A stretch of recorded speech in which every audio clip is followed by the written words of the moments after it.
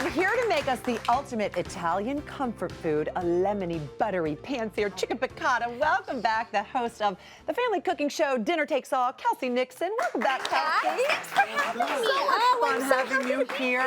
I'm so excited about this. So as is Cam, Kim. Yes. Everyone likes chicken piccata? Not only because it's a comfort food, but it also is healthy-ish. Absolutely. I mean, these are healthy fats, really. Truly. I mean, you got to have a little fun, right? Yeah. But really, there's a little butter, but beyond that, nice, lean protein. And this is one of those classic dishes that really everyone should know how to make. And it's easy. Kim asked us before we started this, do you think I could make it? And she said, I'm not joking you. You can make this, Kim. It's very simple. Yes, I'm doing it. And by the way, it looks impressive on a plate. Super easy. Okay, so we just start with some beautiful chicken cutlets. Some chicken cutlets. Now you can, lots of grocery stores are selling the actual chicken cutlets, so you don't have to slice the breast and pound it like that. So that's what I would suggest you look for. You're going to eliminate a step there. Okay, then, so the thin chicken cutlets. The thin chicken cutlets, and then you want to season it with salt and pepper. All right. Now I'm telling you, sometimes the best food is the most simple. Right. You're using really, really classic ingredients. Everyone's got salt and pepper, and then we're just going to dredge this chicken in some flour. Just flour? Yeah, you want to help me season the other side there? Of some course. salt and pepper. And what that's going to do is it's going to give us a nice little crust. It's going to add some texture. It will also end up thickening our pan sauce just a bit. Okay. So this is, my kids love to help me cook in the kitchen. It's actually something, one part, my son likes to take the shake-off process here, right? We want to get all the shake it off, yeah. And also because these are thin, they're going to cook fairly quickly. Very quickly, which means you're going to have dinner in 15 minutes. That's right. So we're going to go into a skillet with some butter and olive oil. And we're using about half butter, half olive oil. And that prevents the butter from burning. And also, you know, it takes our fat a little farther without as many calories if it were all butter. Right. This is going to go a couple of minutes each side. We'll flip those, and then we're going to look like this. So we're going to have a nice golden brown, beautiful color. Now, we'll give another one. Yeah, let's get another one. That. There we go. Yeah, there you go. Perfect. So then, once we've got that beautiful color here, we're going to make a pan sauce in the skillet.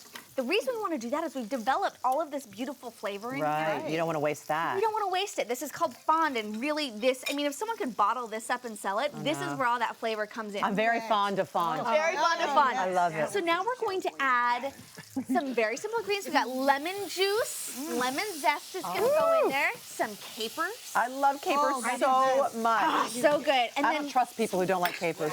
as well. So to this, we're going to add a little bit of chicken broth. Look at that. This will just simply reduce down, and there's so much flavor packed into this really, really simple sauce. And because the capers are so salty, you probably don't need to add any extra no more salt to that. So once this is reduced down, we'll jump ahead a little bit. You're going to add a few pats of butter. Just because. Why not? Why not? Why not? And this will just melt slowly, and it's going to give it that silky finish and all that delicious flavor. Now, is this a traditional butter sauce that when you go to the fancy restaurants, this is how they make it? This is how they do it. This is the way they've been making it for years. And I am convinced that if you learn how to make a couple of those essentials, you develop that confidence in the kitchen. Right. Once you make it once, you can always make it. So true. So then how long do we, because we've already cooked it. So we've already cooked it. So we want this sauce to reduce just a bit. We're put the chicken back in there. It's going to kind of inject it with a bit more moisture and flavor. And then to serve it, some extra butter. Here, I'll move that so we can put it over here. Capers? The capers and then fresh parsley. Just fresh parsley on top. The little green thing. Yeah. It sounds good to me.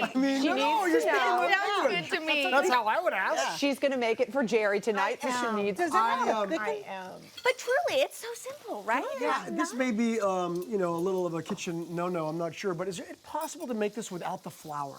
Let's say. Yeah. In other words, you could still get that crisp if you kind of get fried in the Absolutely. Sear it a little extra. You could, in fact, you could even, if you wanted to take, and maybe you don't want any breading, but you could do a panko breadcrumb if you want that crunch as well. How about almond meal?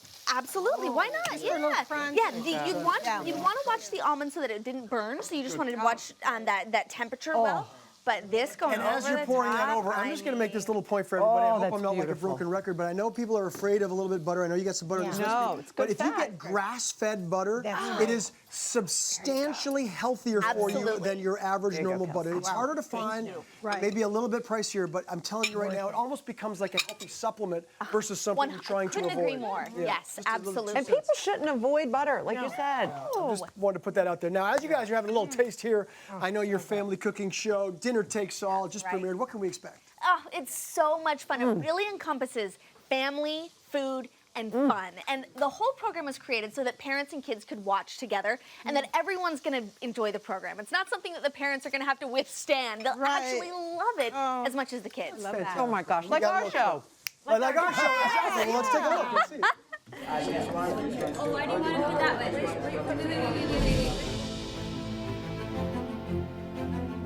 Some dishes rise above their peers, achieving levels of such finesse and distinction that they've earned a coveted spot in the family cookbook.